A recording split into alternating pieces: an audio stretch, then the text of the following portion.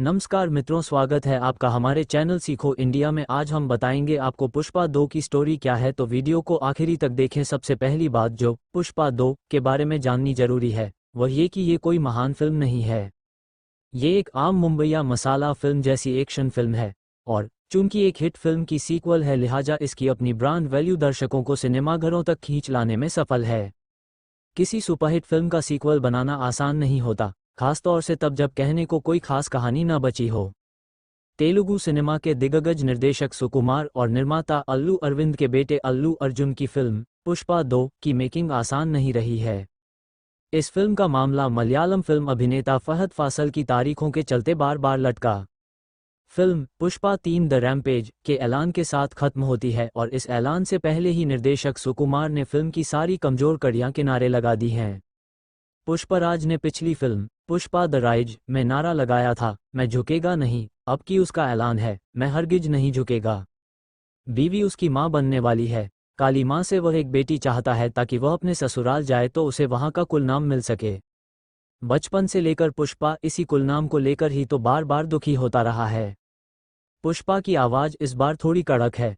अभिनेता श्रेयस तलपदे ने फिर एक बार पुष्पराज के किरदार को पर्दे पर खिला दिया है। फ्लावर से वाइल्ड फायर बनने की कोशिश करते पुष्पराज की कहानी यहाँ थोड़ा पीछे से शुरू होती है। छलांग लगाने के लिए वो पंजे भी सिकोड़ता नजर आता है, लेकिन बचपन का कोमल पुष्पा बड़ा होकर गंधर्व पुष्पराज कैसे बन गया, इसकी कहानी जबरदस्त है। श्रीमती पुष्पराज यानी कि श्रीवल्ली का नैन मटक्का यहाँ भी जारी है। अपने सामी पर वो फिदा है।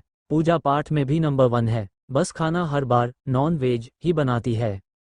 श्रीवल्ली को सुकुमार ने घरेलू बीवी बनाया है और फिल्म में समंथा रुथ प्रभु की कमी पूरी करने के लिए इस बार श्रीलीला को आइटम गर्ल बनाया है। समांथा जैसा न तो नमक उनमें है और न ही उन जैसी चपलता। मामला किसिक में कसक भरकर लाल चंदन हो गया। फिल्म की सबसे कमजोर कड़ी ये गाना ही है। अल्लू अर्जुन को प्रभुजी मानकर चंदन घिसते रहे लेखक निर्देशक सुकुमार को लगता रहा है कि फिल्म पुष्पा 1 की सफलता का श्रेय उन्हें उतना नहीं मिला जितना अल्लू और रश्मिका को मिला। रश्मिका तो सीधे हिंदी सिनेमा के हीरो नंबर 1 रणबीर कपूर की हीरोइन बनने में कामयाब रहीं। अल्लू अर्जुन की कहानी इस बार बचपन से लेकर बुजुर्गियत की दहलीज पर आ खड़े हुए पुष्पराज की कहानी है और इस बार वाकई में उनके लिए मामला आसान नहीं है। राउडी बॉय पुष्पा और लीडर पुष्पा के बीच की जो लकीर इस कहानी में फहद फासल के आने से आई है, उसे पार करने में इस बार ये दोनों जियाए कमाल भरे कर गए हों, लेकिन भंवर सिंह शेखावत का किरदार यहाँ कहानी में कुछ खास करिश्मा कर नहीं पाता है। सुकुमार को भी समझ आ गया कि ये किरदार उनके लिए अब असेट नहीं लाइबिलिटी है, जो लिहाजा उन्होंने वही किया जो ऐसे में किसी भी काबिल निर्देशक को कर देना चाहिए। रश्मिका मंदाना पूरी फिल्म में पुष्पराज के आगे पीछे डोलती श्रीवल्ली बनी है।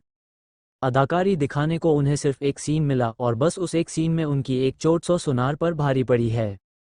फिल्म पुष्पा द रूल यानी पुष्पा 2 की कहानी को जिस तरह सुकुमार पिछली बार विदेश से समंदर के रास्ते रेखा चित्रों के जरिए लाल चंदन के जंगलों तक लाए थे, वैसा ही रिवर्स स्विंग इस बार की कहानी में भी है। जापान के किसी बंदरगाह से शुरू होने वाली ये फिल्म चूंकि 3 घंटे के करीब लंबी है, लिहाजा फिल्म की कहानी का विस्तार काफी लंबा है।